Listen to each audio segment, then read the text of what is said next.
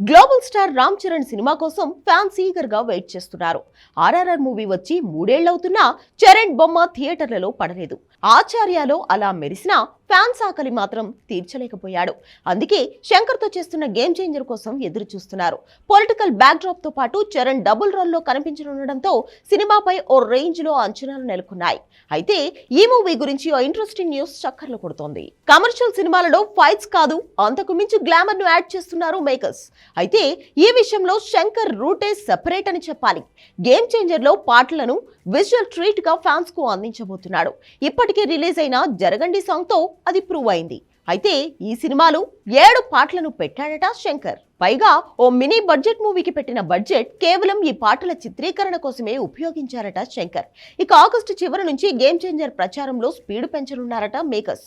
త్వరలోనే ఈ మూవీ నుంచి సెకండ్ సింగిల్ రాబోతున్నట్లు క్లారిటీ ఇచ్చాడు తమన్. ఈ పాట ఫ్యాన్స్ విజిల్ వేయించేలా ఉంటుందని టాక్. డిసెంబర్లో క్రిస్మస్ కానుకగా గేమ్ చేంజర్ రిలీజ్ కు రెడీ అవుతోంది. మరి రిలీజ్ తర్వాత శంకర్ ఎలాంటి వండర్స్ క్రియేట్ చేస్తాడో చూడాలి.